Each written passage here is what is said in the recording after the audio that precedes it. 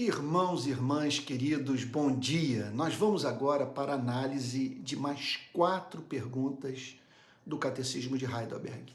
Pergunta de número 12 é a seguinte: então, conforme o justo julgamento de Deus, merecemos castigo nesta vida e na futura. Como podemos escapar desse castigo e, de novo, ser aceitos por Deus em graça?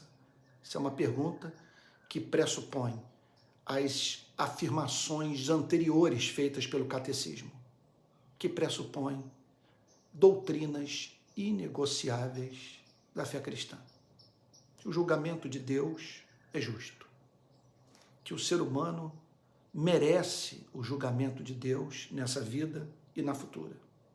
E que essa, portanto, é uma pergunta central, que todo ser humano deveria fazer e, consequentemente, sair em busca da sua resposta. Como podemos escapar desse castigo e, de novo, ser aceitos por Deus em graça? Olha, se nós vivêssemos num planeta sem guerras, sem banhos de sangue, desigualdade, exploração, mentira, eu olharia para uma coisa como essa e diria o seguinte: isso é um devaneio, isso é um absurdo, isso não é digno de ser considerado pelos seres humanos. Acontece que, com todo o meu ser, eu sou levado a saber que Deus é real e é santo. E por crer na existência objetiva de Deus e na sua santidade, no fato de que Ele é Deus absolutamente separado do mal, eu creio no seu julgamento, na manifestação da sua justiça na vida de todos aqueles que resistem à sua voz. E que voz é essa? Ele não pede sandices, não pede o que inviabiliza a vida humana, que nos impede de ser felizes.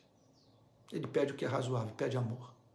Então, resposta do catecismo: Deus quer que sua justiça seja cumprida. Ele disse que se o homem pecasse, morreria. A sua justiça exige que aquele que não vive em conformidade à vontade de Deus seja julgado. Quer dizer, Deus não pode agir de modo contrário à sua natureza. Ele não pode negar-se a si mesmo. Não pode entrar em contradição consigo mesmo. Então, a sua justiça exige punição. Por isso, nós mesmos devemos satisfazer essa justiça ou um outro por nós. Ou nós satisfazemos essa justiça. Agimos de uma tal maneira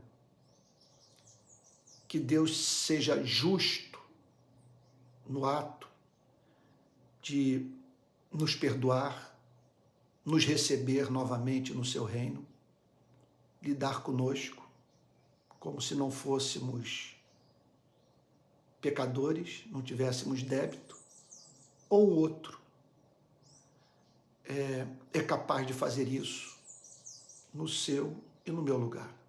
Vamos às evidências bíblicas dessa declaração do catecismo. Eu vou pedir que você abra a Bíblia em Gênesis capítulo 2.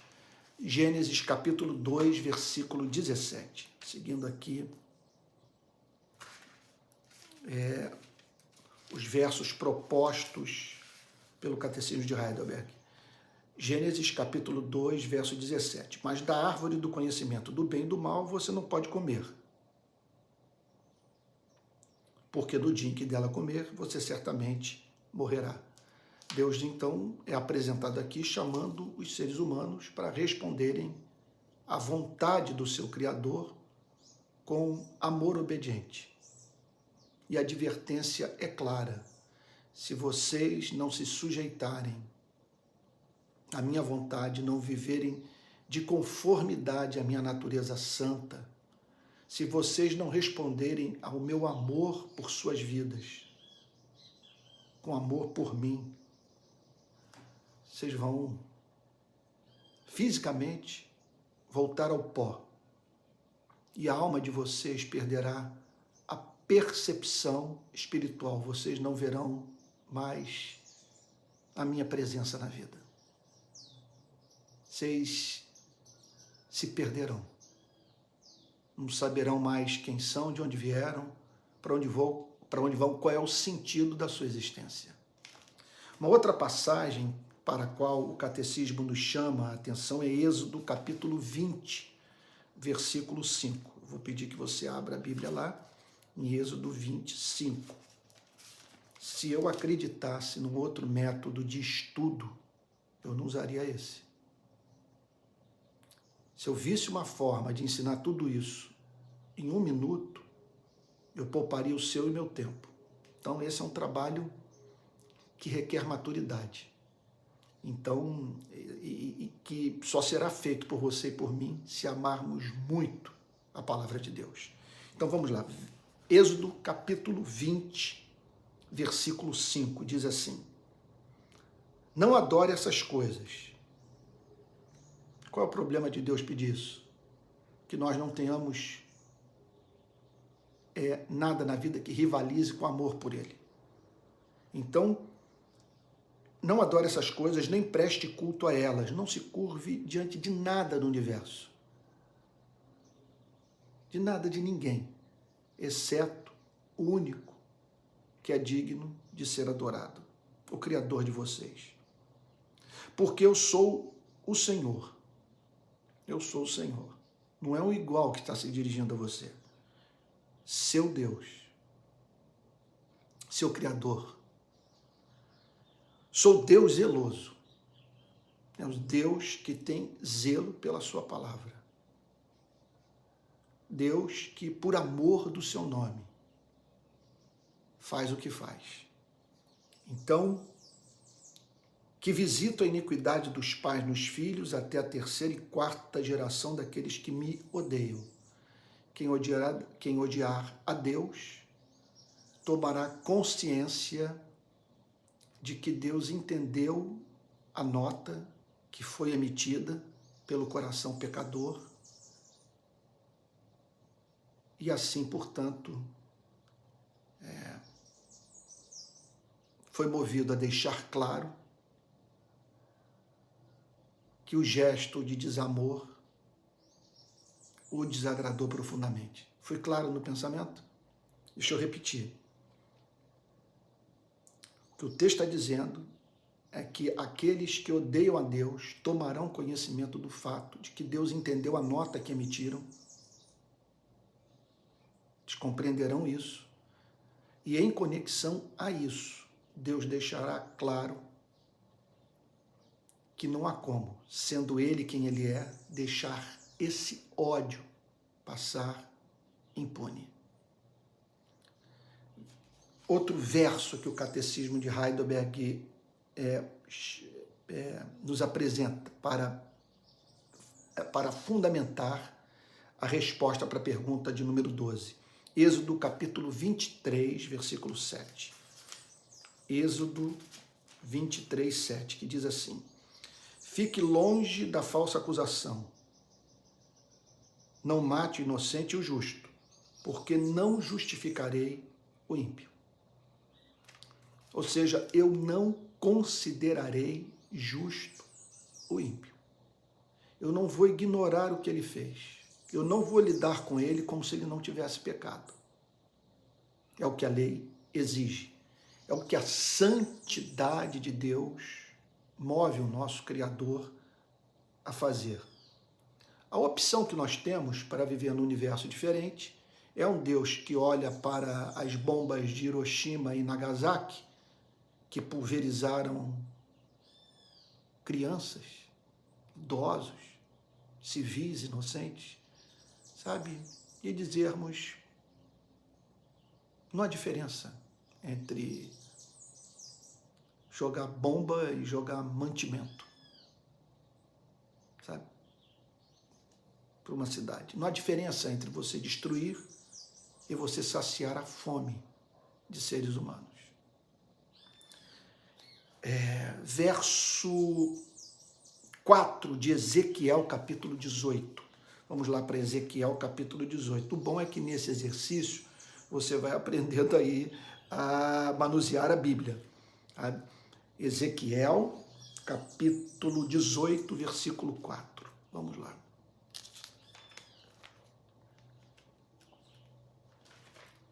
Ezequiel, capítulo 18, versículo 4, diz assim, olha só.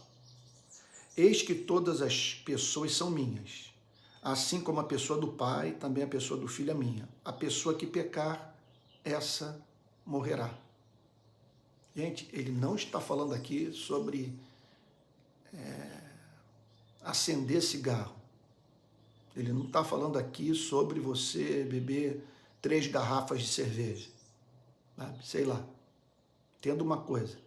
Está falando sobre algo muito mais amplo.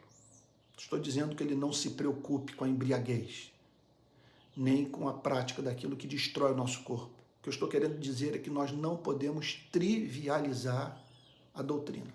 Quando o texto diz, a pessoa que pecar, essa morrerá, o que ele está dizendo é o seguinte, a realidade última, o Criador do cosmos, não vai tolerar pessoas que se recusam a viver em amor.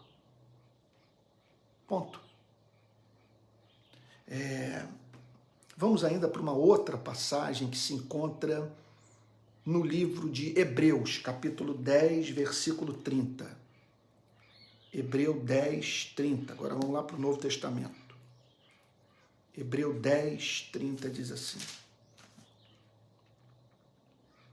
Pois conhecemos aquele que disse, a mim pertence a vingança, eu retribuirei.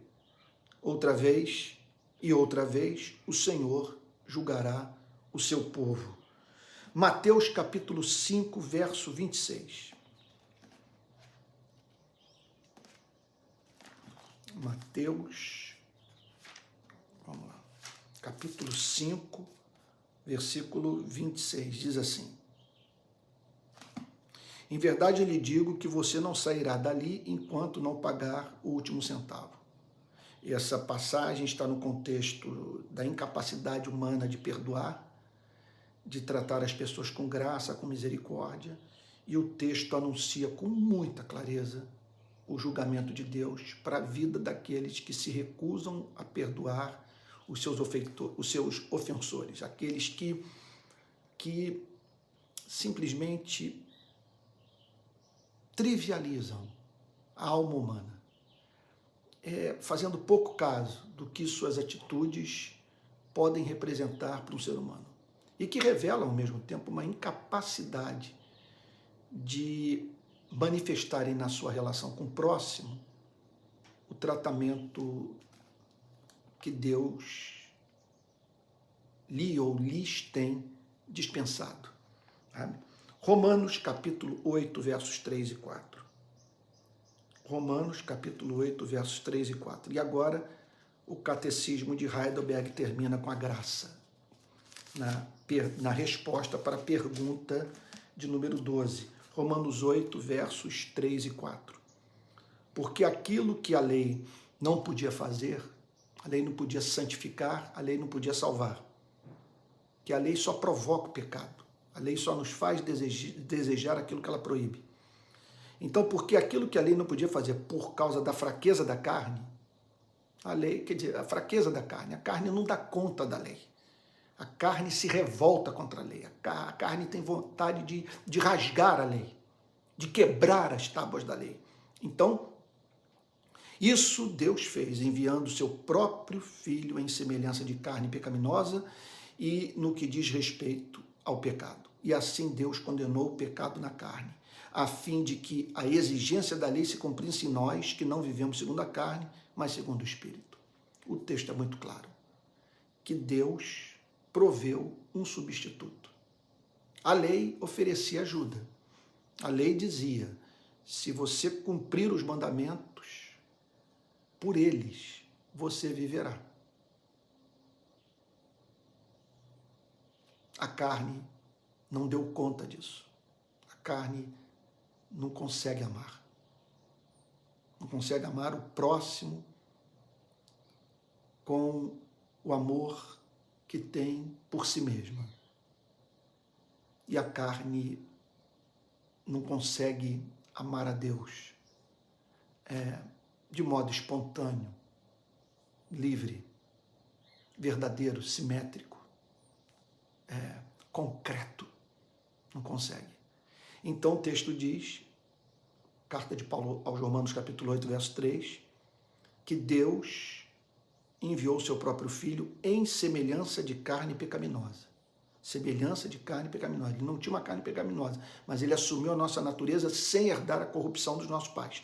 E no que diz respeito ao pecado. E assim Deus condenou o pecado na carne. Então, o que o texto está dizendo é uma notícia maravilhosa. Que esse Deus que eu descrevi até agora, como Deus que se afigura para muitos como um Deus amedrontador, é um Deus que, na sua obsessão de perdoar os seres humanos, puniu o pecado do homem e da mulher na pessoa do seu único filho. É uma notícia impressionante.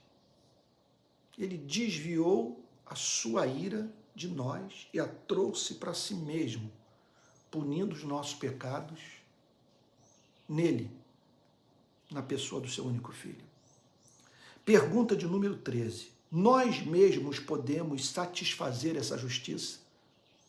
É possível nós cumprirmos o que a lei exige? A lei pede amor. Nós transgredimos a lei do amor. A lei pede o reconhecimento da majestade de Deus. Nós banalizamos aquele que nos formou.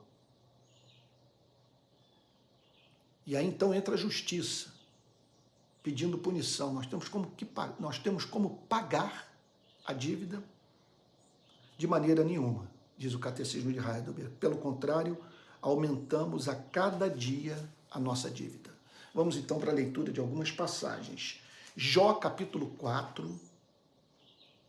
Vamos lá para Jó.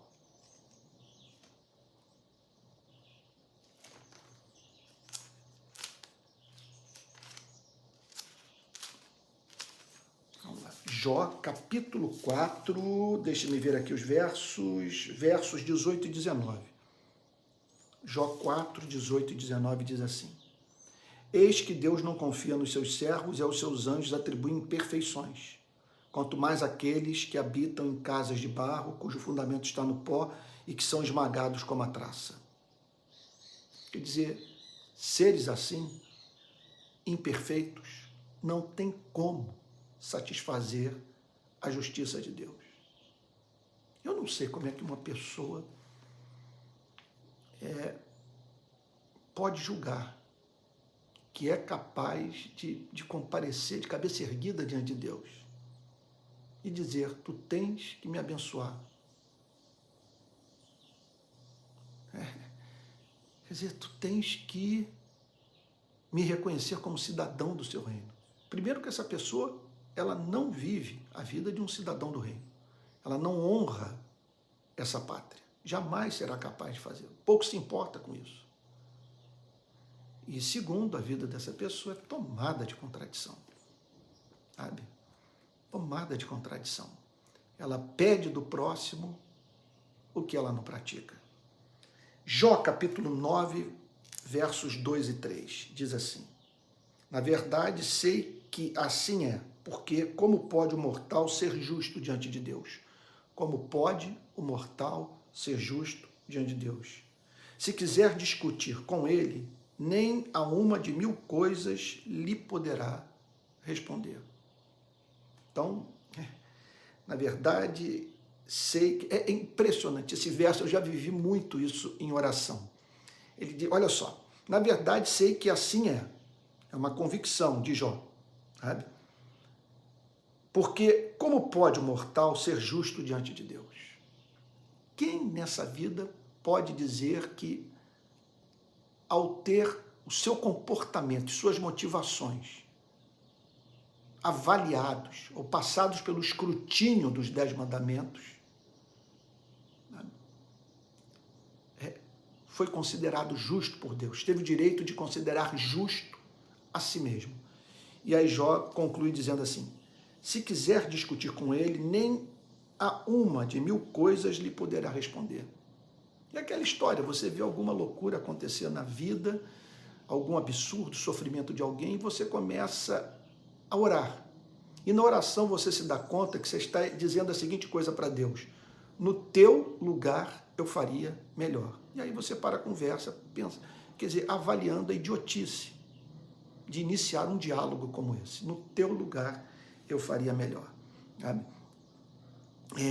Vamos para uma outra passagem, Jó capítulo 15, verso 16. Jó 15, 16 diz assim, quanto menos o homem que é abominável e corrupto, que bebe a iniquidade como a água. Eu não tenho nenhum problema em fazer uma declaração como essa. Que o homem é abominável e corrupto e bebe a iniquidade como água. Ele tem sede de iniquidade, porque ele é egoísta. Então ele tem fome e sede de se utilizar de meios iníquos a fim de alcançar aquilo que é ineradicável na sua natureza, que é ser feliz. E o problema não está em querer ser feliz. O problema está em querer ser feliz à revelia da vontade de Deus. O problema é estabelecer um conceito de felicidade que exige que o ser humano use como meio a violação da lei de Deus a fim de alcançar aquilo que há nela. Vamos para uma outra passagem também, do Salmo 130, versículo 3. O próximo livro depois de Jó. Salmo 130,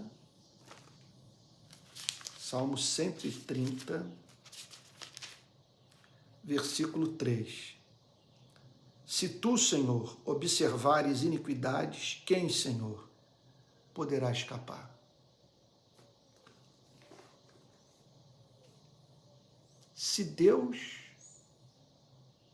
observar as iniquidades, levar em consideração as iniquidades, se Deus fizer um inventário da nossa vida pregressa e das nossas motivações, do que nos moveu a fazer o mal e até mesmo o bem, quem poderá se manter de pé diante do Criador? Se ele observar as nossas iniquidades, quem subsistirá? Está aí Salmo 130, versículo 3. Se tu observares as iniquidades, eu estou com a outra tradução, subsistirá. Aqui é observar as iniquidades, quem, Senhor, poderá escapar do seu juízo? Ninguém. Mateus capítulo 6, versículo 12. Vamos lá agora para o Novo Testamento, Mateus 6, 12. Diz assim. Mateus capítulo 6, versículo 12, está aqui. E perdoa as nossas dívidas, assim como nós também perdoamos aos nossos devedores. Então, está aí o catecismo dizendo que nós não apenas nascemos em pecado, mas nós praticamos o pecado. E praticamos o pecado diariamente. Diariamente, de maneira que essa dívida ela vai se avolumando na vida do ímpio dia após dia, porque nós somos uma fábrica de pecado. Mateus 16, verso 26. Mateus 16, versículo 26. Diz assim: de que adiantará uma pessoa ganhar o mundo inteiro e perder a sua alma? O que dará uma pessoa em troca da sua alma? Então, de que vale o homem ganhar o mundo inteiro e perder a sua alma? O que significa, portanto, que nós temos uma dívida e que essa dívida implica na perda do ser. Mateus capítulo 18, verso 25. Mateus 18, versículo 25. Não tendo ele, porém, com que pagar, o patrão ordenou que fossem vendidos ele, a mulher, os filhos e tudo que possuía, e que, assim, a dívida fosse paga. É uma parábola que mostra que o pagamento da dívida representa a destruição da vida do pecador. Vamos agora para a pergunta de número 14. Será que uma criatura, sendo apenas criatura, pode pagar por nós? Alguma criatura que possa pagar essa dívida por nós? O catecismo responde: não, não pode. Não há ninguém, não há nada, não há animal, não há homem que possam pagar essa dívida. Primeiro, porque Deus não quer castigar uma outra criatura pela dívida do homem. Deus não quer castigar uma outra criatura, vamos dizer, imolar todos os animais, todos os bois, todas as vacas, todas as ovelhas, todos os bezerros, tudo, sabe? Deus não quer castigar uma outra criatura pela dívida do homem. Segundo, porque tal criatura não poderia suportar o peso da ira eterna de Deus contra o pecado e dela livrar outros. Porque nada, nem ninguém, quer dizer, nada, né? Ninguém nessa vida, nenhuma criatura poderia suportar a ira de Deus. Quer dizer, se Deus for manifestar a sua repulsa pela prática da maldade, nenhuma criatura poderá suportar a manifestação da ira de Deus. Porque o pecado praticado, veja, não foi um pecado que apenas representou a inviabilização das relações humanas, apenas criou modelos econômicos de exploração, sabe? Não é um pecado que apenas criou sociedades desiguais. É um pecado que não levou em consideração a majestade do Criador. Quer dizer, quando o ser humano peca, ele peca contra um ser amável. Amável. Então, quando esse ser manifesta a sua indignação, sabe, na vida de alguém, na vida de um ser humano, não há quem possa subsistir. Então, o Catecismo de Heidelberg oferece as seguintes passagens para fundamentar o ponto. Gênesis capítulo 3, versículo 17.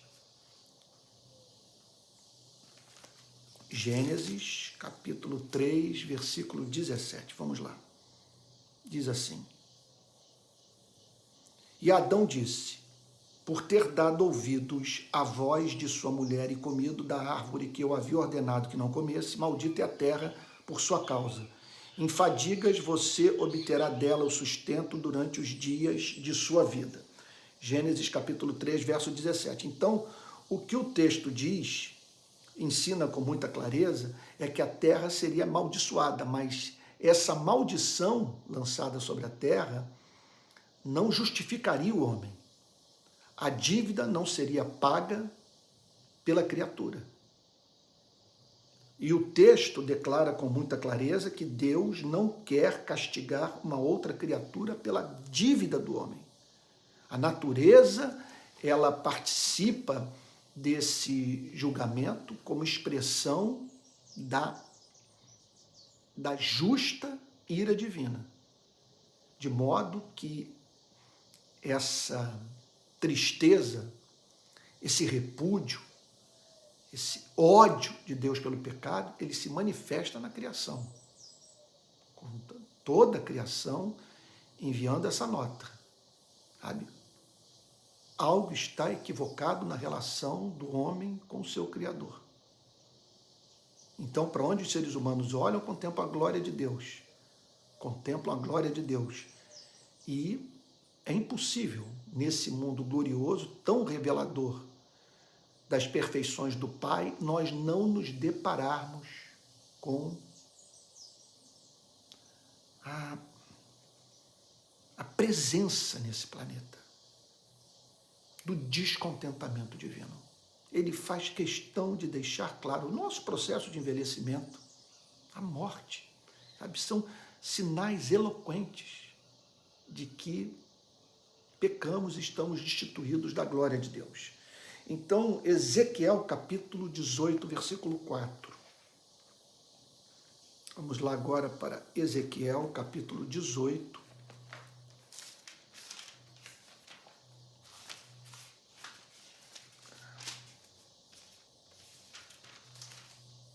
Aqui, versículo 4.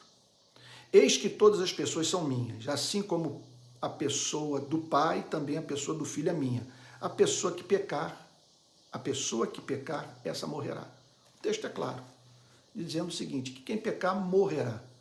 Não há a mínima possibilidade dessa culpa ser transferida para uma outra criatura. Salmo 130, versículo 3. Salmo 130, vamos voltar a ele. Salmo 130,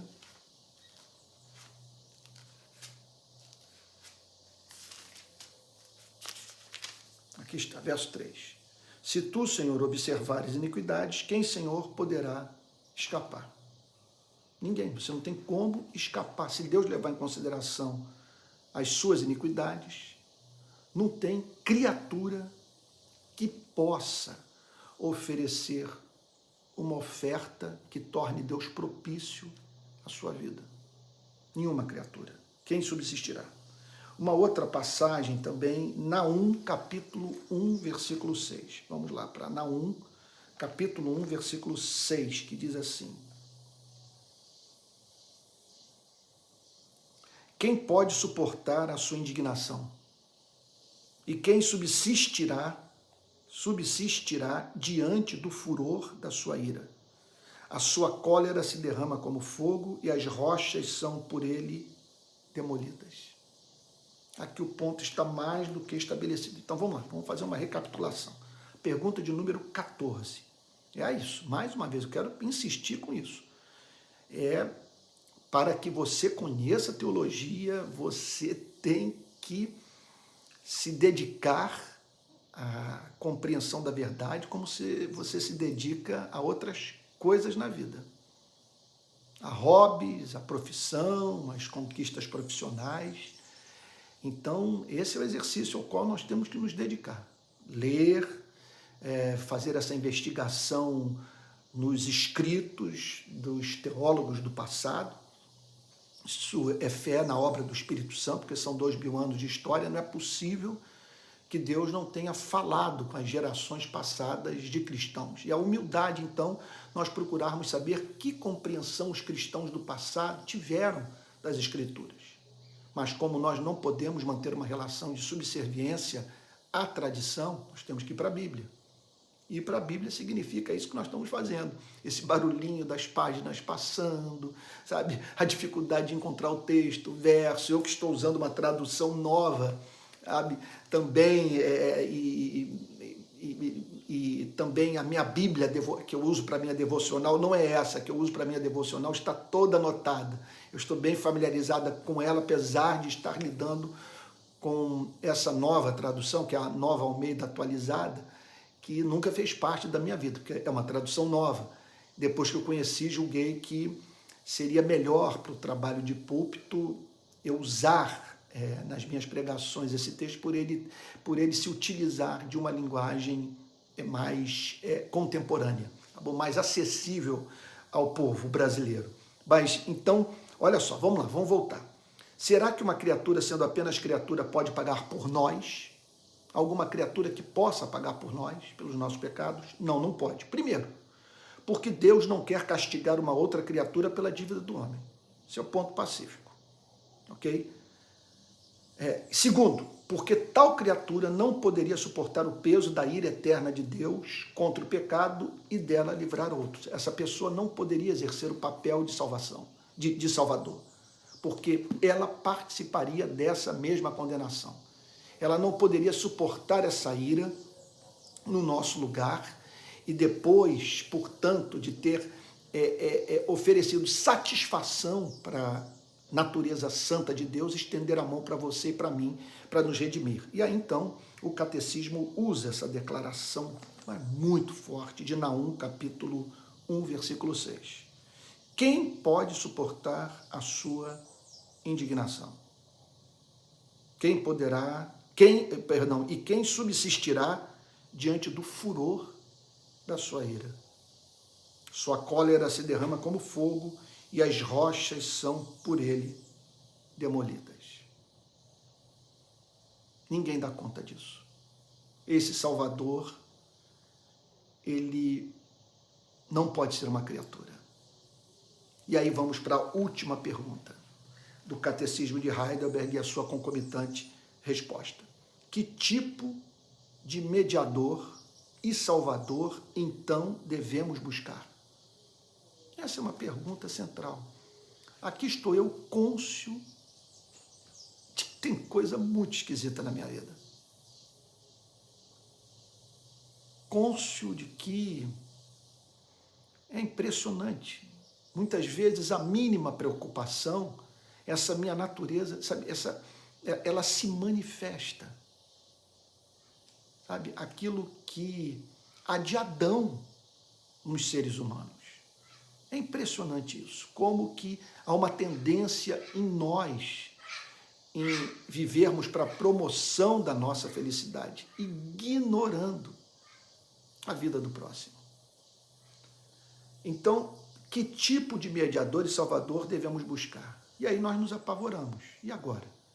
Se eu não tenho como pagar essa dívida, se ela se avoluma dia após dia, se nenhuma criatura, se todas as ovelhas existentes fossem imoladas, eu não teria como aplacar a sua ira. Se ninguém suporta a sua ira, se ninguém dá conta da manifestação da sua santidade quando o Senhor... Porque, veja só, é coisa de desintegrar um ser humano. Você imagina Deus chegar para uma pessoa... Sabe, a gente vive falando em autoestima, então ficamos feridos quando pessoas que nós amamos, estimamos, admiramos, nos tratam com descaso, nos criticam. Gente, agora você imagina Deus chegar para uma pessoa e dizer: você merece a minha ira. Sua vida é repulsiva. Você exige das pessoas o que não vive. Tem gente sofrendo por sua causa. E você pecou contra o que o formou e o mantém vivo. Então, surge essa pergunta. Se é assim, Senhor, como ser salvo? Como ser salvo? Que tipo de mediador e salvador, então, eu devo buscar? E aí, então, a resposta magistral do Catecismo de Heidelberg. O mediador deve ser um homem verdadeiro e justo. Tem que ser alguém da nossa espécie, esse salvador. Agora, ele tem que ser verdadeiro e justo. Não pode haver mentira em sua vida. Não pode haver inverdade no seu proceder. E tudo aquilo que ele é e faz está em plena conformidade à lei do amor. A vontade de Deus, que é pura expressão da sua natureza santa. Contudo, mais poderoso que todas as criaturas. Porque ele tem que ser verdadeiro e justo, mas ao mesmo tempo mais poderoso do que todas as criaturas. Por quê? Olha só, portanto, alguém que é ao mesmo tempo verdadeiro Deus. Ele tem que ser homem, verdadeiro e justo, e ao mesmo tempo verdadeiro Deus. Porque só um homem para fazer expiação pelo pecado do homem, mas só Deus para suportar a ira divina. Por isso que o catecismo diz: o mediador deve ser um homem verdadeiro e justo, contudo mais poderoso que todas as criaturas. Portanto, alguém que é, ao mesmo tempo, verdadeiro Deus. Vamos para os textos bíblicos. Olha lá, 1 Coríntios, capítulo 15. 1 Coríntios, capítulo 15, versículo 21. Vamos lá. 1 Coríntios, capítulo 15, verso 21. Achei. Visto que a morte veio por um homem. A morte entrou por um ser humano. Também por um homem veio a ressurreição dos mortos. Então, o texto é claro. Nós precisamos de um mediador. Nós precisamos de um salvador. Então, a Bíblia ensina que da mesma maneira que a morte entrou na vida da humanidade por um só homem, a ressurreição, a vitória sobre o juízo divino, alcançou os seres humanos por meio de um só homem. Então, existe um mediador que é verdadeiro, que é homem, verdadeiro e justo, e ao mesmo tempo é verdadeiro Deus. Vamos para Hebreus capítulo 7, verso 26. Hebreus capítulo 7, verso 26. Eu fico feliz que com esse exercício, esse trabalho árduo que nós estamos fazendo, você ficar aí 40, olha, essa aula vai dar uns 50 minutos. Sabe, é penoso, mas ao término desse ano estudando o Catecismo de Heidelberg, você vai conhecer as principais doutrinas da Bíblia, o que possibilitará você a pensar de modo cristão, instruir pessoas. Isso é de um valor incalculável. Então, Hebreus capítulo 7, verso 26. Diz assim: porque nos convinha um sumo sacerdote como este. Era importante que nós tivéssemos um sumo sacerdote, alguém que intercedesse por nós, alguém que fizesse ponte entre nós e o Criador, alguém que nos redimisse. Então, nos convinha um sumo sacerdote como este, santo, inculpável, sem mácula, separado dos pecadores e exaltado acima dos céus. Mais claro do que isso, impossível. O texto diz que nós precisávamos de um Salvador que fosse verdadeiro homem e verdadeiro Deus. Agora, tinha que ser um homem santo, inculpável, sem mácula, separado dos pecadores. Tinha que ser alguém da nossa espécie, mas incapaz de sentir e se comportar como sentimos e nos comportamos. Ok? E, ao mesmo tempo, exaltado acima dos céus para poder suportar essa ira. Então, mais um texto aqui também precioso, Isaías 7,14. Isaías, capítulo 7, versículo 14. Vamos ver quem acha primeiro a Bíblia. Aqui o texto. Isaías 7,14. Se você chegou na minha frente, você está dando banho aí no ministro da palavra. Isaías 7,14. Portanto, o Senhor mesmo lhes dará um sinal. Eis que a Virgem conceberá, a Virgem Maria, conceberá e dará luz a um filho. E dará à luz um filho, e lhe chamará Emanuel, que significa Emanuel, Deus conosco. Então, esse Salvador, observe, ele é verdadeiro homem e verdadeiro Deus. Isaías capítulo 9, versículo 6, passagem linda, tão lida por nós no Natal. Porque um menino nos nasceu, um filho se nos deu, um homem, um verdadeiro homem. O governo está sobre os seus ombros, e o seu nome será Maravilhoso, Conselheiro, Deus Forte, Pai da Eternidade, Príncipe da Paz. Verdadeiro Deus, verdadeiro homem, é o que a Bíblia declara. Jeremias capítulo 23, versículo 6. Vamos lá. Jeremias capítulo 23, versículo 6. Nos seus dias Judá será salvo, Israel habitará seguro, e este será o nome pelo qual será chamado: Senhor, Justiça Nossa. Então ele é o Senhor, o Deus que se fez homem, essa é a profecia, mas a nossa justiça, aquele que nos justifica dos nossos pecados. Então, que passagem maravilhosa. Lucas capítulo 11, verso 22. Até os cachorros aqui da vizinhança, não sei se você está ouvindo, estão dando glória. Lucas, qual é o texto? Lucas 11, 22. Lucas 11, 22. Aham, chegando na sua frente, hein? Lucas 11, 22. Está aqui. Mas se aparece alguém mais valente do que ele, vence-o, tira-lhe a armadura em que confiava e reparte os seus despojos. Então o catecismo está lembrando aqui do poder de Cristo, do Cristo que venceu o diabo, do Cristo que... Agora, é muito importante entendermos o seguinte, que a redenção não foi uma negociação entre Deus e o diabo, como se Deus devesse alguma coisa ao diabo, e para que o diabo nos libertasse, era necessário que Deus fizesse o pagamento. Sabe? A redenção, o sacrifício, mediador, o derramamento de sangue, isso é algo da relação, referente à relação que Deus mantém consigo mesmo. Sabe? Na verdade, esse é um diálogo entre o amor e a justiça de Deus.